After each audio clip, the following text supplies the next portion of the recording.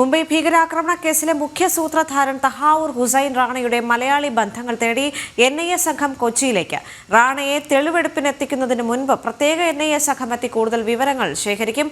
2008 നവംബറിൽ കേരളത്തിലെത്തിയ തഹാവൂർ റാണ കൂടുതലും തങ്ങിയത് കൊച്ചിയിലായിരുന്നു.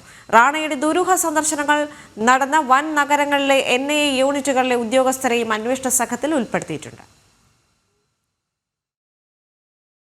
ഭീകരവാദ റിക്രൂട്ടിംഗിനായി രാജ്യത്തെ വൻ നഗരങ്ങളിലെല്ലാം എത്തിയതായി വിവരം ലഭിച്ച പാക് വംശജനായ തഹാവൂർ റാണയെ ചോദ്യം ചെയ്യുന്നത് തുടരുമ്പോൾ റാണയുടെ മലയാളി ബന്ധങ്ങളും പുറത്തുവരികയാണ്. കേരള സന്ദർശനവുമായി ബന്ധപ്പെട്ട വിവരങ്ങളും ഡൽഹിയിൽ NIA കേന്ദ്രത്തിൽ നടത്തുന്ന വിശദമായ ചോദ്യം ചെയ്യലിൽ വെളിപ്പെട്ടിട്ടുണ്ട്. തഹാവൂർ ഹുസൈൻ റാണ കൊച്ചിയിലെത്തിയത് മുംബൈ സ്ഫോടനം നടക്കുന്നതിന്റെ 10 ദിവസം മുൻപാണ്. വിദേശ റിക്രൂട്ടിംഗിന്റെ പേരിലാണ് കൊച്ചിയിൽ തങ്ങിയതെങ്കിലും നിരവധി ദുരൂഹ കൂടിക്കാഴ്ചകൾ റാണ നടത്തിയിട്ടുണ്ട്. തഹാവൂർ റാണയുടെ പശ്ചാത്തലമറിഞ്ഞു തന്നെ എല്ലാ സഹായങ്ങളും നൽകിയ ചിലർ കൊച്ചിയിലുണ്ട്. 13 നമ്പറുകളിലേക്ക് വിളിച്ചിട്ടുമുണ്ട്. ഇതിലൊരാളെ കൊച്ചിയിൽ നിന്ന് കസ്റ്റഡിയിലെടുത്ത് ഡൽഹിയിൽ എത്തിച്ചതായാണ് സൂചനയെങ്കിലും NIA വൃത്തങ്ങൾ ഇത് സ്വീകരിക്കുന്നില്ല. 18 ദിവസത്തെ കസ്റ്റഡി കാലാവധി അവസാനിക്കുന്നതിന് മുമ്പ് റാണയെ തെളിവെടുപ്പിനായി കേരളത്തിലേക്ക് എത്തിച്ചേക്കും. എന്നാൽ ഇതിനു മുൻപ് റാണയിൽ നിന്നും കസ്റ്റഡിയിലുള്ള മറ്റു ചിലരിൽ നിന്നും ലഭിച്ച മൊഴികളിൽ കൂടുതൽ സ്ഥിരീകരണത്തിനും നിരീക്ഷണങ്ങൾക്കുമായി മലയാളി ഉദ്യോഗസ്ഥർ ഉൾപ്പെട്ട NIA സംഘം കൊച്ചിയിലെത്തും. ഏതാനും പേരെ NIA നിരീക്ഷണത്തിലുമാക്കിയിട്ടുണ്ട്. നിലവിൽ കൊച്ചി യൂണിറ്റ് നേരിട്ട് അന്വേഷണ സംഘങ്ങളിലില്ല. ഡൽഹി യൂണിറ്റ് നേരിട്ടാണ് അന്വേഷണം.